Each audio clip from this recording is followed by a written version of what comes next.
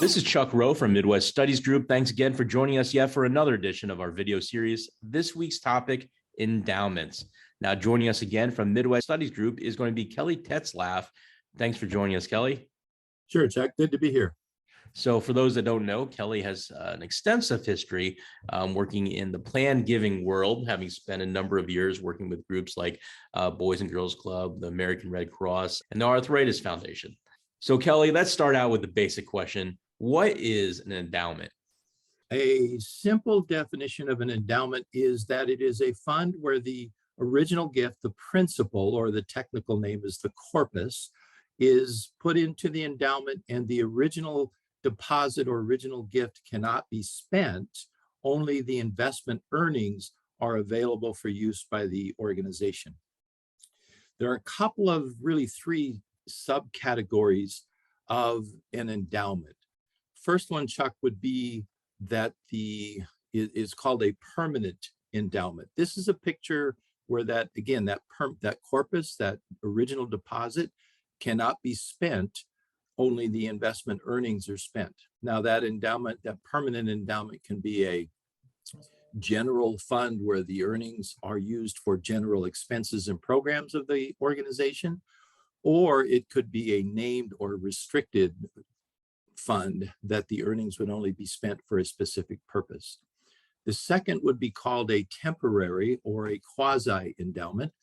This is a fund that has either a use restriction or a time restriction, and that corpus, the original deposit, can't be spent except for when certain restrictions and guidelines are met. Either the time or the use of the funds or the use direction are met.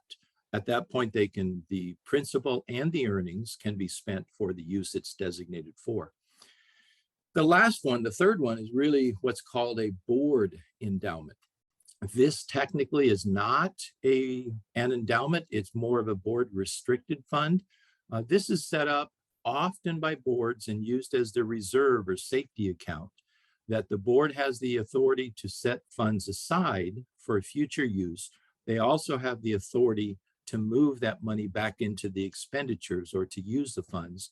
And so that's not truly an endowment or a restricted fund, but it's also covered under the endowment umbrella often.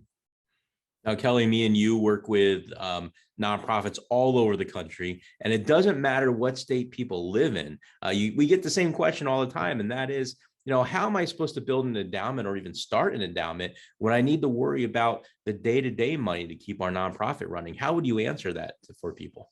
Yeah, that's an excellent question, and often entities struggle with that. An endowment would do a couple of things for you. The first is, an endowment is not a short-term answer for a fiscal challenge that you might be going through. What an endowment will do is provide a level of safety and fiscal responsibility for the longer term, in that it gives your charity a margin of operation that as they go through uncertain times, they will have that pool of money sitting there to support them. It'll also help to, the second thing is it will help to even out the ebbs and flows that happen in resource development. We all know, if you've been in resource development, it doesn't just go up in a straight line. Often it goes up, often it goes down. And there are things that influence and affect that happening. And therefore you can have the endowment help to smooth out those peaks and valleys. Third thing, honestly, Chuck, is that the donors, when they observe or know that your charity, your entity has this safety net, you're operating in a fiscally responsible manner, having that endowment will increase their trust and their belief that you're doing a good job, that you're a good steward of their funding, and that they can trust that you're going to do the right thing. It also gives them a peace of mind that if I put my money into your organization, you're going to handle it properly and be here for the long term. Well, the irony behind things is that most nonprofit directors know how important it is to start an endowment, because those organizations that are stronger, if you will, tend to have their plans for the future, and having an endowment is part of the plans for the future. But to get one started, sometimes executive directors get a little nervous because they think that's another thing I need to add to the plate. So isn't an endowment something that's going to be millions and millions of dollars? And don't I need to, it's going to be so complicated to do. Those are things we hear all the time. How would you answer that for somebody who's curious about that? Often that's a big hesitation for organizations, and they're moving from the day-to-day process, and you're right, they think, oh my gosh, what do I need another thing to do? And the objection often is, there's restricted money that we talked about earlier. However, the important thing is not that you start with $1 million. You don't have to be a Harvard or a Yale type of an organization to have an endowment. You can start a basic endowment to build your program. The important things include the buy-in of the board of directors and believing that this is the right move and fiscally responsible action to take. The CEO and the resource development department have to understand it and believe that it's also an important part of the resource development program. The other piece that's really important, more so than a big amount to start with, is having the proper policies, procedures, systems in place to manage that endowment and to build that endowment. Often endowments go hand in hand with the planned giving program. And, planned gifts are typically a very strong supporter and source of funding for an endowment. So those are the important pieces. To start a basic endowment as part of your resource development plan doesn't take large money or complicated issues and items. You can do that with limited funds or even no funds. I've helped many organizations start or establish their endowment and then build it as they go. We have many resources here that we'd be happy to share from Midwest Studies Group about why an endowment is important, what those policies, procedures, and systems are, and how you might consider putting something like this in place in your resource development plan. How many times do nonprofits think to themselves, we want to start this program, but how can we fund it? Something as simple as like maybe a college scholarship program for kids at a Boys and Girls Club.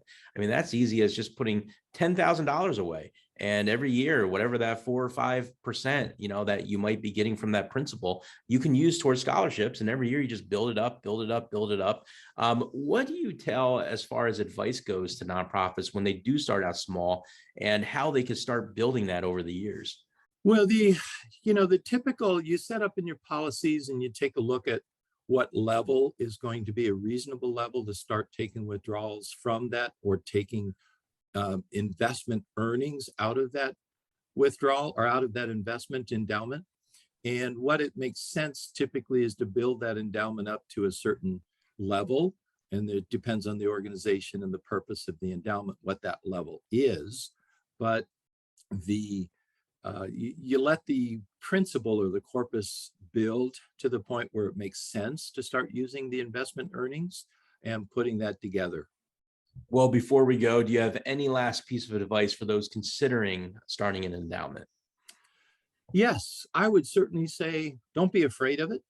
It's not a scary entity. It is something that is important to do properly with, again, policies, procedures, and systems and practices, but it's not a scary thing. It is a valuable tool as you build it that I believe most, if not all, not-for-profit organizations can implement to help them with the ebbs and flows and the process of fundraising. So I would encourage everybody to at least begin thinking about it and how it would fit into their programs.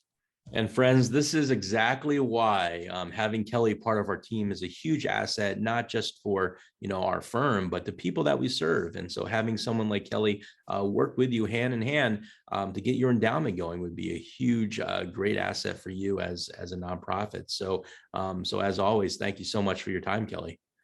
My pleasure. Thanks, Chuck. So to everyone else, thanks for watching. Chuck Rowe, Kelley Tetzlaff, Midwest Studies Group. Catch you next time.